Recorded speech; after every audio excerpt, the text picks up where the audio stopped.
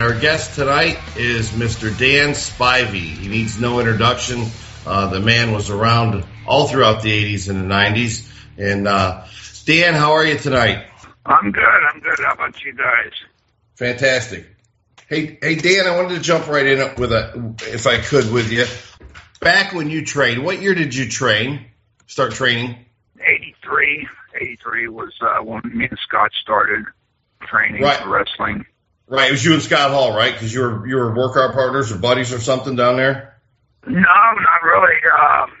We just had a common friend, Dusty Rhodes. I knew Dusty, and I met Dusty in a bar down in Tampa, and he was wanting to start a tag team. I guess he had aspirations for us going against the Road Warriors because the Road Warriors were really big, and me and Scott were two big guys, and Dusty kind of just put us together. I didn't know Scott. Scott was from Orlando, and I was in Tampa. And we started training in Tampa at the old sportatorium in Tampa. Sure. Wow. Now, Dan, didn't you play college football? Yeah, I played at the University of Georgia for Coach Dooley. I was there from 71 through 74, a long time ago. I was drafted by the Jets. I was hurt. I pulled my knee up, and that was a short deal, but it was, it was an experience. If it wouldn't have got hard, if no time, I was pretty good at it. It was just wasn't meant to be. So anyway, I got to do something I loved. Got into professional wrestling later on.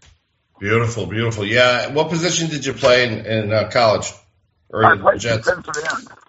Oh wow! You got those big hands up at 6'8". It was probably pretty easy to knock a ball down if it's coming your way. Yeah, I love those quarterbacks. Yeah. I played a little semi-pro football, loved it too. But so you met up with Dusty Rhodes in a bar, and you talk about training. You go to training. Scott Hall's training about the same time as you, right? Yes. Who was real? I mean, I know there were some other guys involved in training down there. Can you tell us who they were? It was just me and Scott. We started training with Barry. Barry worked out with us a few times. It was really, really tough for me. Me and Scott pretty much learned a lot of stuff on our own because Dusty was working. He was the booker in Tampa, and we had just started working out a little bit with Barry here and there. And Dusty lost a job, or he got another job working for Jim Crockett in Charlotte, North Carolina. So we followed Dusty up there. And, Dusty was a good talker. He talked a lot of shit and, made a lot of promises. And in the meantime, me and Scott were starving to death. Right. They didn't have any rings, set up in Charlotte. They did this local TV here and there, the small shows on Tuesdays, and me and Scott would go down there early on a Tuesday, when they set up the ring and get in the ring. But there's only limited time because back then kayfabe was such a big deal. Right. That, the fans just start coming in and we couldn't do anything. So me and Scott really struggled as far as getting ring time and getting a chance to work out with some people. So that lasted for a while. I mean, the Crockett's owned a semi-pro baseball team. The Orioles, right? I would go down. Pardon me? The Orioles, right? What's it called? I believe so. Some affiliate of the Orioles in some way or another. And we would go down there and help Klondike Bill, an old-timer, work around the baseball park and earn a few bucks from Crockett. And luckily, my wife at the time, or girlfriend at the time, was a barmaid, and that's the only way we got by. So that went about for a while, and then Harley Race came to town to work some shots around the Charlotte area and working for Crockett, and I got to know him, and so I talked him into taking us to Kansas City because Harley had a territory in Kansas City with Bob Geipel. Right. So me and Scott loaded up my old pickup truck and headed to Kansas City. So we get to Kansas City and go to the office, and Bob Geipel was there, and we told him who we were, and he had no idea who the hell we were. He never heard of us. because Harley was in Japan working. So anyway, I called Dusty there. I got straightened out. So me and Scott started working for Harley and Bob Geigel in Kansas City territory, where you drove like 3,000 miles a week and made $200. But at least we were getting some time in the ring and stuff. Right. And the two guys that we all broke into the business about the same time was Marty Jannetty and and Shawn Michaels. Right. I couldn't think of Shawn's name. So we worked a lot together. First like 6 months we worked every night with each other, and we basically, learned from the four of us just watching other people. And there's a lot of old timers there. A guy named Gypsy Joe and Rufus R. Jones, and some real old timers who were on their way out anyway. But we learned some stuff from them. And then about once every 5 or 6 weeks, they would have a big show in St. Louis. That's when a lot of guys would fly in from all over. Wahoo would fly in, and Ric Flair would usually be there. And Crusher and all these guys would show up in St. Louis for a big show. So we were fortunate enough to be able to work and seeing those guys work, on that big show. And that was like, a big payday of $200, that was a whole week, And that was big time, baby. So anyway, that lasted for like 6-7 months for me. And I talked Dusty into bringing me back to Charlotte. And, of course, all these promises, I want to do this weekend and all that. And I came back to Charlotte, left Scott there in Kansas City with Bob Geigel. And Harley was never there, by the way. I mean, if Harley would have been around and had work with Harley and stuff, that would have been great. I would have stayed. But, I wouldn't feel like I was learning anything being in Charlotte. Right. I mean, in Kansas City. So I went back to Charlotte and ended up starving to death again. And but I had gotten to know Ricky Steamboat pretty well and started training with him. He would go down to the TV matches early and work out with me, and he helped me an awful lot. I mean, Ricky was a tremendous help to me. I mean, getting started and learning the basics, So I owe Ricky a lot. He's a great guy, great worker, and one of the best of all time, in my opinion. Yeah, he's I talked to him. I was on a show with him a few months ago, and I stood there behind the curtain. We're watching a match together, and we're talking. And he is just, you think you have a pretty good grasp on the psychology of wrestling and stuff, but when you talk to him, you feel like it's your first day in the business. You know nothing. I mean, the guy's just so smart. Yeah, he's a good guy. Now we're listening to the Undisputed Wrestling Show on AngryMarks.com with our host, Dan Spivey. Dan, when did you first go to the WWF? Was it like 85, 86? Gosh, I had only been in the business about a year or a year and a half, and the way I got to my first shot with WWF back then was Ricky. Ricky was there, and he put in a good word for me, and George Scott was the one who hired me. Barry and Mike Rotundo with the U.S. Express, they won the belts, the first WrestleMania, the tag team champions, and Barry had left. And me and Barry, had a lot of similarities in the looks. So, they plugged me in there with Mike Rotundo, and Mike, was a tremendous help to me also. It's kind of ironic. I mean, Barry was the first guy I ever really worked out with, in Tampa when me and Scott were starting, and I got, his spot working in the WWE. I was pretty green. I only been around about a year and a half, something like that. Right. So it was a big break for me. And I had Mike as a teacher and got to work with some pretty good guys and being really fortunate, and also being a pretty good athlete, all my life. And I caught on to things pretty quick. Yeah, it's a much easier transition if you've had an athletic background, that's for sure. Now, how long were you in the first time you went up, Dan, how long were you there? Gosh, it's hard to remember. It's all like a blur. There's a lot of things that happen. I was with Mike for a while. Mike left. I was there. I had a neck surgery. I had gotten hurt. I had a ruptured disc in my neck. I thought my career was over, and I had like 4 doctors look at me, and the first 3 told me I'd never work in the business again. I had a ruptured disc between 6 and 7 in my neck. And so the 4th doctor I went to, he said, "Oh, you'll be fine in 6 months." I thought, "Okay, you do it." And he operated on. I worked another 12 years. I never had a problem. Right. But right. There you go. But that was a scary situation. I had lost like 3 inches in my arm. I had atrophy because the nerve was dying from my neck running down my arm, and it looked like I had polio in one arm, and I was really worried about that. But it came back, and 6 months later, I was good as new, and came back. Now you spent a long time. I guess I was with Vince from '95 to around '98, for almost 3 years. Gotcha. Now, and you spent a lot of time in Japan after that, didn't you? Yeah, I sure did. I was out of work, owed the IRS a lot of money because I didn't pay my taxes, as most of the boys do. I was going to say that's common ground. Yeah, and I had gotten to know Terry Funk from my stint in there with the WWE OF at that time. Right. And Terry knew I was out of work and asked me I'd be interested in working in Japan. I said, "Oh, hell yeah."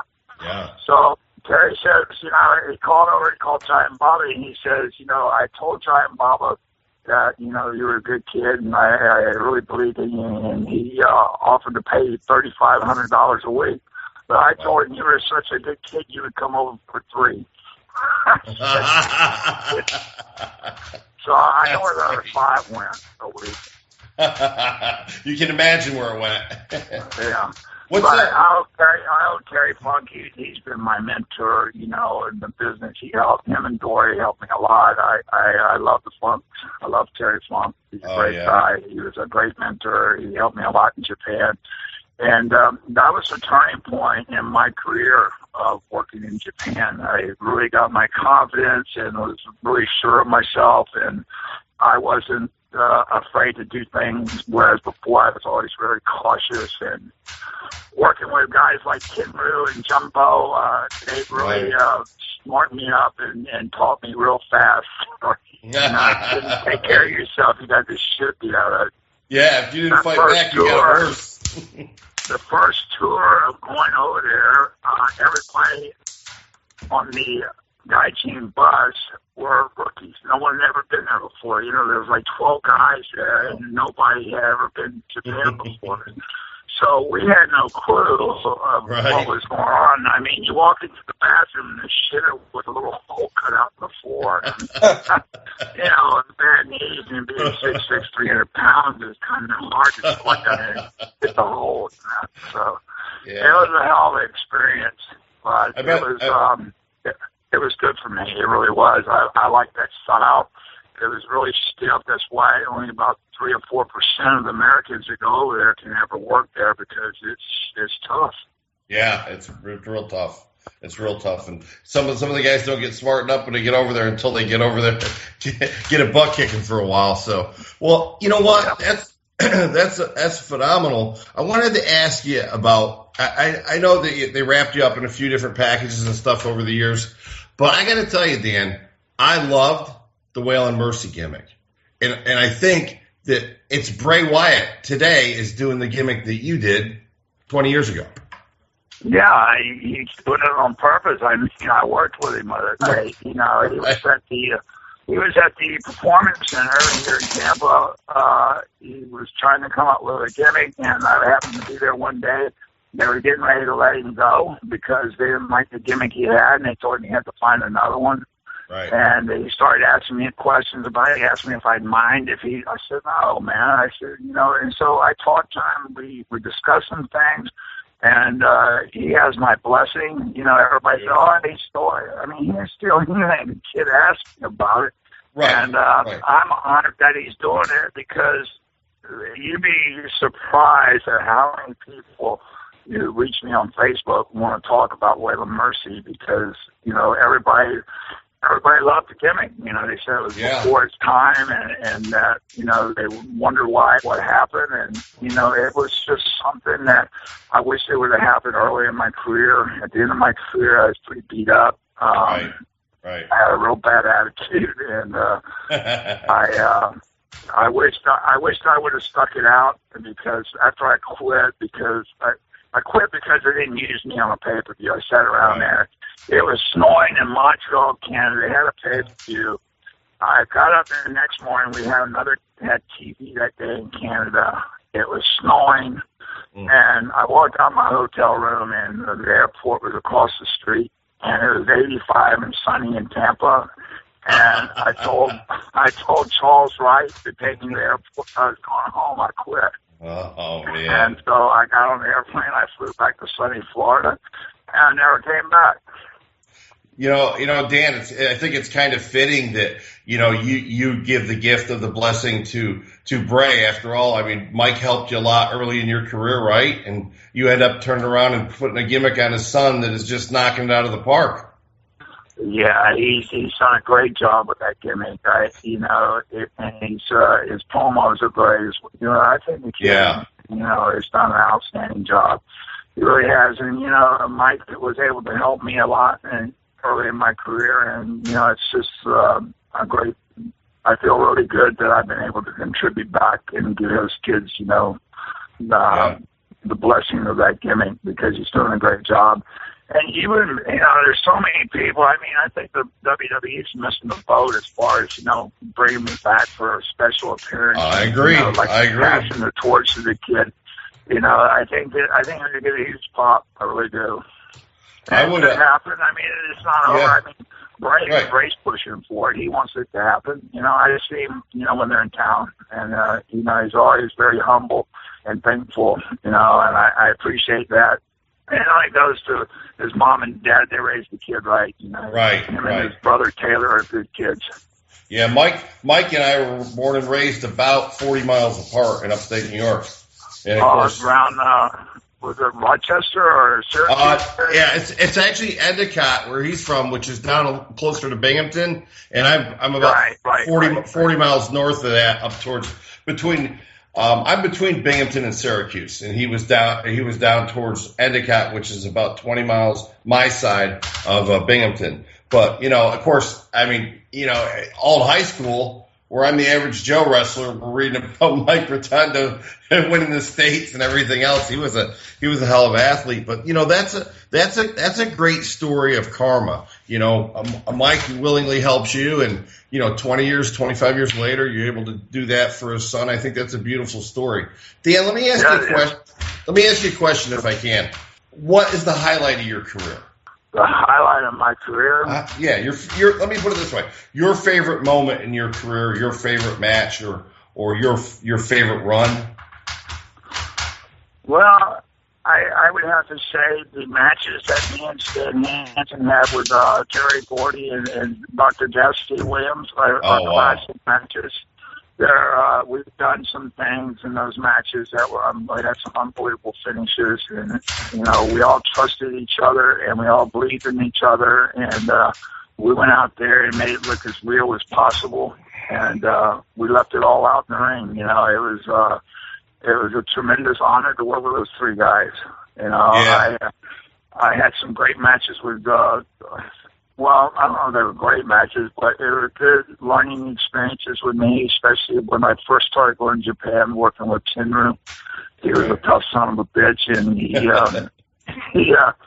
dished it out, but he could take it too, because I took a lot of punishment from him early, but I learned real quick. And, I had to respect the Japanese people over there, and especially the boys, and that's what counts. And, with Terry Funk as a mentor and being associated with Terry, Doc, and Stan, they were great friends. I miss Doc and Terry terribly, Yeah. They were good friends. It's tough when you lose people close to us. Buddy Landell and I were best friends, talked every week for 20 years, and, he passed in June, and it's heartbreaking, man. Sometimes it's just hard, it's just tough. It's just tough. Buddy was in Charlotte when me and Scott were just breaking in. I didn't know what to think about that guy. He was something else. He was crazy, man. Absolutely crazy. Back in that day, especially. Woof. Wild child, brother, wild child. But yeah, we're having the Buddy Landell Memorial Cup up here in November. His mom's coming in, flying in. His brother and his sister are putting it on, so we're pretty excited about that. The kind of, it's nice if you have the ability to do that and kind of honor some of the fallen brothers, because and I started in '83 too, and in my 30 years, and I know you, same thing with you. I mean, we have seen so many go down. It's just, every day that you and I get out of bed, we're an anomaly, almost, It's just, it's really hard, really hard. Dan, if you could do one thing over in your career, what would it be? I would have came back after Vince, and Jerry Briscoe asked me to come back after I quit, and finish the deal with Waylon Mercy. I just feel like it's unfinished business that, it's haunted me kind of for over 20-something years since I walked away.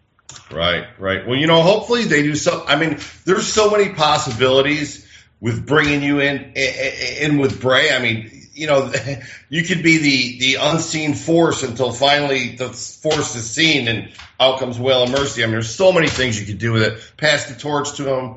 I mean, it's just so much. I got to believe that somebody up there has got enough strokers smart enough to work that and bring you in up there, because I think it would be phenomenal. I know it'd be over with the crowd, because everybody remembers that gimmick, man. Yeah, the thing is, what I'm really hopeful for is that Bray gets enough stroke up there to do it, because he wants to do it. I really believe him, when I see him, and sure. Hopefully he gets to the point where, he can call some shots up there and make it happen. Yeah, it'd be amazing. Listen, you're listening to the Undisputed Wrestling Show on AngryMarks.com, and we're talking with Dan Spivey, getting the 411 on the business and his career and working in Japan and all sorts of amazing stuff. I'm going to go to Drew Skills or Zane Paisley and ask them if they have any questions for Mr. Spivey. Man, thanks for coming on tonight. Appreciate it. Sure, man. One of the things that we haven't talked about yet, if you don't mind talking about, with going over your career and some of the great things you did, is the giant monster tag team of the Skyscrapers, one of the few teams that could really take it to the Road Warriors. If you could tell us a little bit about that time. Well, there was a deal that I was working back and forth with Japan and WCW at the time, and I came back, and Kevin Sullivan called me and told me about Sid. He was green, but he was, had a lot of possibilities and stuff, and they were asking me to bring him along, and they came up with the idea of the Skyscrapers. I think, Vince had the Twin Towers back then, and so we came up with the deal of the Skyscrapers. And it was I think there was a lot of possibilities we could have done with that deal. The fact is that Sid was very brittle, being a guy as big and awesome looking as he was. We were having a tag team match with the Steiner brothers in around New York somewhere, pay-per-view. And I started the match and went to tag him in. He went to get in the ring. No one touched him, and he punctured a wall. Oh, dang. And so he was laying down the apron and unable to do anything, gasping for air. And I ended up getting suplexed about 200 times. Scotty and Rick, God. Yeah, of course. Man, it was brutal. But anyway, and so then they brought in Mark, which I knew Mark had a lot of talent, and I knew he was going to be a star. The fact is that, if they're going to do something where they're going to have it where, you go over once in a while instead of being DQ'd or count out. We never beat anybody.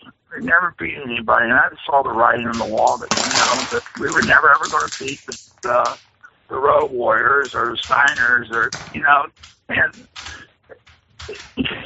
to be a big draw, you have to go over once in a while, Yeah, absolutely. And the Road Warriors were so, if they would have been so, and just done business and did a job once in a while, they would have drawn a lot more money, and had a big run or something, and so I got mad and I went back to Japan. You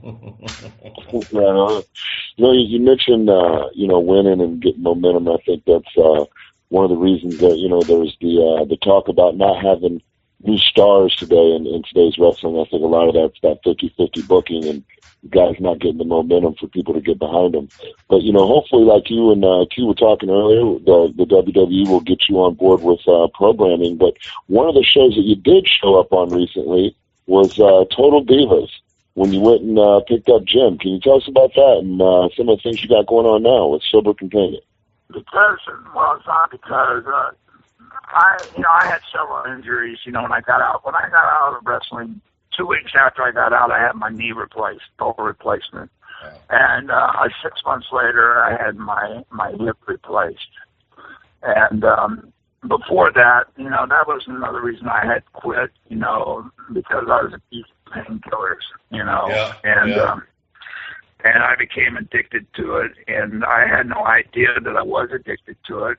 And, because people with addiction, alcohol or drugs, if they were, in my mind, if you had a problem like that, you lived in the streets, you were homeless, penniless, and you were bumming through.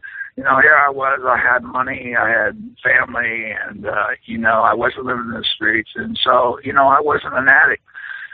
But it got to the point where I had my hip, after I had it replaced, I had it pop out on me. And that's the worst freaking pain I ever had in my life. It just came out, and I was just in horrible pain. They tried to set it, but being as big as I was and everything, I still had muscles, they couldn't set it, so they had to put me under, and they set it. And when I woke up, I was just crying. I was in such pain. And what it was the fact that I had medicated myself so much with alcohol and painkillers that the medicine they were getting in the hospital, didn't work. It wasn't enough. And I didn't even feel any of the pain medication. And luckily, there was an anesthesiologist who evidently had issues with pain medicine and drugs, and he was the anesthesiologist I had. He checked in on me, and he saw what I was going through. He got this guy named Dr. Myers, who is an addiction specialist and has a rehab facility here in Tampa. And he came in and he talked to me, and I told him, what was going on, and I told him about how much pain medicine I was taking and alcohol. So he gave me, the stuff that I needed to get me through, and the nurse came in and he was giving me some injection or something. He said, the amount of medicine that I'm giving you right now would kill anybody else. I just can't believe he's giving me medicine, but, I got some relief, and I made a deal with that doctor that I would go to rehab, when I was able to, get around a little bit, and I was real big about keeping my word. And so I went to his rehab facility, and, I didn't buy into being an addict. I didn't know anything about Alcoholics Anonymous or Narcotics Anonymous, the big book. I never heard any of that stuff. I didn't know they even had rehab facilities for alcohol and drugs, That's how naive I was about the whole deal. So, I stayed there for 30 days, and I'm Dan Spivey. I can do anything I want to, I just won't do this anymore. I didn't buy into the program. I stayed there for 30 days. So I pretty much stayed abstinent from painkillers, but, a few months later, partying on the weekend and doing recreational, ecstasy and just all kinds of crap. I didn't do any painkillers, and drank a lot of alcohol. And anyway, about 12 years later, I got introduced to Roxy sets, OxyContin. Yep. And that was the thing that really did me under. I became an IV user. Got a TUI. I OD'd. I tried to commit suicide. So it was a rough year, 2008. I had 4 hip replacements. I ended up getting a total of 6. 2008, I went 6 months without a hip because I got an infection in my hip, and they had to take everything out, and they replaced it with an antibiotic spacer. And I had to go without a hip for 6 months. I walked around and walked without a hip. And that was a real hard experience. And the thing was that I had to stay off of pain medication during this time because of the procedure that I was going to have to put in a new hip. I had to be pretty straight for that. So, right. Anyway, I had that last hip replacement in October 2008. Things move on. I was still, taking Valium. I was taking like 16 milligrams of Valium a night to sleep. And in April of 2009, I ran out of Valium, and I had like 4 days before I went back to my doctor. And I said I can stick it out. So I ran out of alcohol, and I was just going to cold turkey it until my deal with my doctor came up, my my next appointment. And I had no idea that detoxing from opiates, benzodiazepines would cure you, in alcohol. Yeah. And I went through an episode of having delusions and just kind of nightmares, convulsions, and I just was in a bad way. And I went to the hospital. I ended up being in intensive care. They didn't really know what was wrong with me because they did toxicology on me. I guess I'd been without for so long that there was nothing showing. And they didn't know how to treat me. They didn't know what was going on. They thought I lost my mind. I escaped from out of ICU. I was running around naked in the parking lot with blood coming out of my arms, and 300-pound guy, 6'6", running around the parking lot looking for cigarettes. I mean, it freaked out a lot of people. And so they strapped me into a bed, and luckily a girlfriend of mine showed up at the hospital. It was a nurse, and she told them, what I had been taking. And so they got me straight. The WWE found out about it. And, I hadn't worked for them for 20 years, and they cared more about me than my own family. And sent me to Houston, Texas, to a place called the Manager Clinic, which deals with alcoholism and drug addiction. And they also, do a lot of mental things for people. Right. So they thought I had done brain damage, and so they sent me out there and had my brain checked out and looked at me. And luckily, everything was okay. And while I was there, I just decided to change my life. And it's kind of like a spiritual awakening I had while I was there. I just was sitting there, and I just thought of ways that I could right all the wrong I had done over the past 20 years of, my drugging and drinking and all the things that I had been doing as an addict, and I said, why don't I just become an advocate of helping people so they don't have to go down the road that I've been down.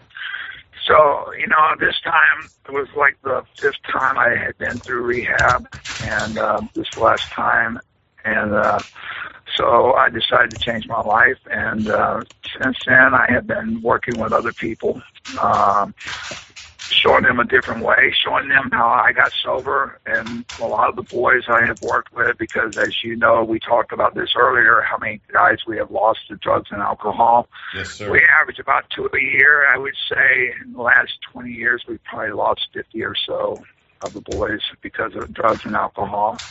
And I try and help them when they ask for help, and even when they don't ask for help, as I did with Jim, that was an intervention that his daughter had asked me to do. And the WWE, has asked me from time to time to help some of the boys, and I do. And I started a company as Sober Choice is the name of it, and that's what I do now. I do a lot of other things. But that's how I ended up on the Divas and stuff because Natalie, Jim's daughter, had asked me to help it. Wow, what, Dan? I applaud you. I've been down the same road, and on a smaller level, I've helped some of the local wrestlers around here, and it's. Oh my God, and people never understand it. You talked about doses. We took doses that would kill a person. Our tolerance was so high that you couldn't get fixed by a doctor because they couldn't put you under. Exactly what you said. It's so bad. I applaud you, man. That is, what you're taking this thing this dark thing in your life, and you're turning it around, and you're making it a guiding light. And I give you all the credit in the world, brother. I think it's phenomenal. I think it's great to do it. You're helping people. You're actually probably saving a lot of lives. You know, if somebody sat down and listened to you, you can obviously save a life, and your story is inspiring. And I just give you all the credit in the world, Dan. That's a great thing that you're doing, brother. Well, thank you, and that's just a short version I gave you. There's a lot more than that, but we don't have 5 hours. Well, we need to get you. We need to get you booked again in the future. I'll tell you that if you're interested in doing it, I would love to hear more. Absolutely, positively. And you're listening to the Undisputed Wrestling Show on AngryMarks.com with our host Dan Spivey. Zane, why don't you wrap it up with Dan, if you would? Dan, I've got a couple quick questions for you. I hope that they're quick, but you can go on as long as you want. But before we get started with that, I want to let our listeners know how they can get a hold of you on social media. I know that you ran out on your personal Facebook page. You ran out of spots on there, so you've started a fan page. How can they follow you on that? You really have to ask my wife how to do that on the fan page. I have no idea. I just started a Twitter account. I don't really know how to do that. I mean, as far as getting on the fan page and stuff. I'm sorry. I just don't know. If our listeners go to Facebook.com and they type in Dan Spivey, there's going to be two pictures pop up. One's going to be you with a Georgia hat on, and then one you as Waylon Mercy. So the one that they can still get onto is the picture with Waylon Mercy on it. The other one is full. They can still follow you on that, but they can't interact with you on that. But on the Dan Spivey page with Waylon Mercy, they can post things and get your opinions on things, and you're actually quite active on that. I did want to wish you a happy birthday. You had a birthday a little less than a week ago, so happy birthday to you. Well, thank you, sir. 63, my gosh. Wow. A lot of people, I shocked a lot of people at knowing I made it 63, including myself. Especially you. I figured someone would have shot me before now, but I'm not. Well, you know what? You're blessed, and you're giving it back, brother. Oh, thank you. It's just something I really care about, and it's what God wanted me to do. That's right. Well, and Dan, we haven't had you on here before, so if our listeners go to our archive shows, they can hear a lot about your career. Since we've had you on, we've tried to do an interaction because there's been some issues between you and Billy Jack Haynes, and we tried to get you both scheduled on the same show. You were up for it, and Billy Jack Haynes had stated that he would be on there, and then when it came closer to time, he demanded money from us, which we don't. There's a shocker. And he cited that Chris Jericho and Stone Cold Steve Austin get paid for their shows, so we should pay him to be on our show. So we appreciate you coming on and talking about your things. I know that basically the story is that Billy Jack wants to get a group together to sue WWE, and he's attempting to sue WWE. You don't especially like what he's going for in that, and I'll give you time to explain that, of course. But he brought in some personal things on a Facebook attack on you, and one of the things that I thought was funny, and you own up to this, the underwear model ads that you pose for. Why would he think that has any relevance in today? That's a new one to me. I didn't know he did that. What did he say about what did he say about the underwear ad? Oh, I remember you had posted something explaining that yes, you had done that in the past. Maybe I don't remember that, but he did say some. The whole thing of the matter is, attacking me personally. What does that have to do with the lawsuit? Nothing. Right. It's just the fact that I don't agree with him. He tells, his side of things that happen, and we were there at the same time. He was there for a coffee break, basically. Right. Like a year and a half he was there, And the reason he got fired was because he got so messed up on the friggin' plane. They had to do an emergency landing in Charlotte, to get him medical treatment because he was so screwed up. You know what? He says that, Vince gave us painkillers and furnished us with doctors and all that. That's bullshit. It didn't happen to me. I was there longer than he was. It didn't happen to the guys that I ran with. There was a guy named Dr. Sahoyan who would show up in Hershey, Pennsylvania, and we would get steroids and stuff. I went to trial for it in 1993. So did Ben, so did Piper, so did a bunch of us. And, Vince was acquitted. They didn't find anything, anything on him. He was found innocent. I had to turn state's evidence against Dr. Sahoyan, because they had me busted. I mean, packages that came to my house that my wife signed for, I didn't know if they had looked at it. And, I went around perjured myself. I was caught red-handed, and so was about 15 or 20 of the other guys.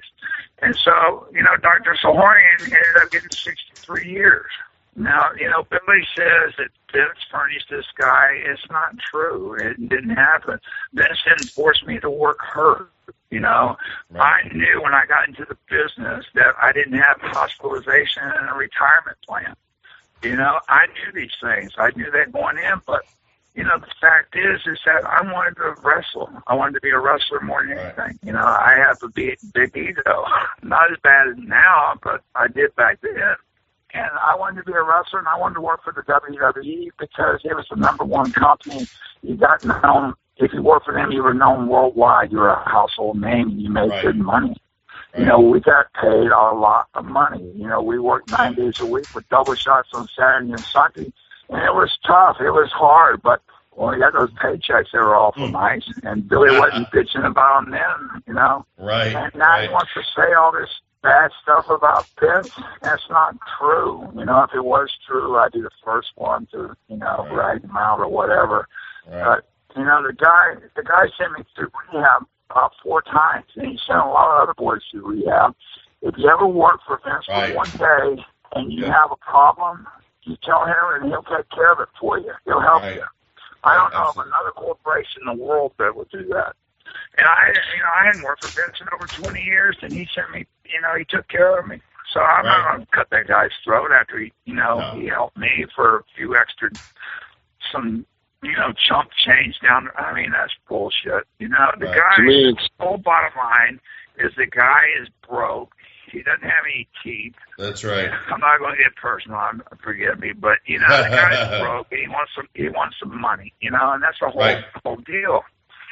It also boils down to, Dan, like you were saying earlier, it's amazing the stuff that you've chosen to do and the positive route that you went to. You got guys that blame, and then you got guys that do things about it and are positive. And that's why what you're doing is so amazing. That's it. That's the basic of the whole thing. I mean, if I wouldn't have never had the opportunity to work for the WWE, I would have felt like my career wasn't fulfilled. Right. I mean, there's a lot of good hands out there that never got the opportunity to work for the WWE. And, I did on 2 different occasions, and I feel honored and privileged because I became a household name because of working for there. Right. And what about all the other places Billy worked for? He worked for Ted Turner. He worked for, all these, out in Oregon and, all these other people. He had like a 14 or 15-year career. What about the other 13 years? What about those guys that he worked for? Worked for Florida, nothing's changed. Vince is the last of the Mohicans, so I guess that, he's going to have to, pay for all the shit that went wrong in Billy's life. Well, you know what? I don't buy it. And he hates me. I mean, he just, calls me names and all, big deal. The bottom line is that, I can walk with my head high and I'm not asking for handouts. That's right. So that's right. It's on him. There you go. And listen, the only heat he could ever get was cheap heat. Nothing's changed. Yeah. Hey, Dan, before we let you go, can you tell us a little about I Believe in Me, Inspirations and Quotes for Kids, the book? Oh, I'm glad you brought that up. That's a book that my wife wrote for her kids, our kids. Wow. she has, two girls and a boy, 10, 11, and 14, and they were going through some tough times. And she started writing this book for them, and I got a hold of it, and she asked me to look at it. I said, "Babe, you need to publish this thing." And it's a book. It's about inspiration and quotes for kids. I believe in me. It's a book to help kids through tough times to believe in themselves. It's something that I really believe in because, whenever I sign autographs, that I put down there, believe in yourself. And you have to believe in yourself. And it's a good thing for kids from 7 years old to 14 to have this book. There's places in it for them to put pictures, places in there for them to write, and keep a diary sort of. It's just a fun book for kids that helps them through some tough times and look forward to things. Where do we get it at, Dan? And you can get on my, ask me through my Facebook page. Okay. We have it there. Then on the fan page, it's on Amazon and Barnes and Noble. It's out there in the bookstores. What's the title of it again, Dan? I Believe in Me by Haynes Spivey. I Believe in Me. It's by Ann Spivey, not Dan Spivey. Ann Spivey. Right. Awesome, brother. It's a wonderful part of this family. Have you sent a copy of it to Billy Jack yet? I don't know if he can read. Okay, all right. I think before we let you go, I think Drew had one more question. Thank you so much for coming on again. I really appreciate it. I'm going to kick it over to Drew. Yeah, thanks, Dan. Yeah, guys, y'all are welcome. Y'all are. I enjoy. Guys, y'all are familiar with the business. You don't ask stupid questions, and a lot of people I just won't do it with, and it's a pleasure doing it with people who are educated about our business and not total jerks. And that's congratulations to you guys. Thank you, Dan. Yeah, thank you, and thank you for coming on, sir. Did you have any more questions for him, Drew? No, like I said, it was just great hearing your story, and really appreciate it. Well, Dan, to wrap up, I just want to, this is an open forum for you. Is there anything you want to say to the listeners? Is there anything that you need to plug? Anything else that you want to say before we let you go? Yeah, if you have a drug or alcohol problem, you can reach me at soberchoice.com. Or Spivey at soberchoice.com. The phone number is 813-716-9216. That's 713-9216. 813 area code. Beautiful. Thanks, Dan. Thank you, guys. God bless. Bye-bye. Take care. Wow, that was a home run. Yeah. That was a home run, boys. What a great guy, huh? Talk about turning your life around and putting a positive spin on all this stuff and reaching out and helping people. I mean, oh my gosh, what a great inspirational story of hope and never giving up hope. A guy who was really appreciative of the opportunities he was given, and he's giving it back now, just like we were talking about before, rather than trying to place a blame on somebody and try to milk a few last dollars. Sure, he stood up and said, "Hey, I take responsibility," and the other guy lays back and says, "No, it's not my fault. I didn't do anything. It's those guys." Sure, it is. Right. Guys, listen, I had an interesting thing. I'm friends with Jim Cornette, as you probably know, and known him for years, and Alice Radley. And Jim was kind enough to push the Buddy Landell Memorial Cup on his podcast today. Oh, that's very nice. Yeah, it was really nice. So, to give a shout out to Jim, I enjoy his podcast. It's one of one that I listen to now. Besides ours. Oh yeah.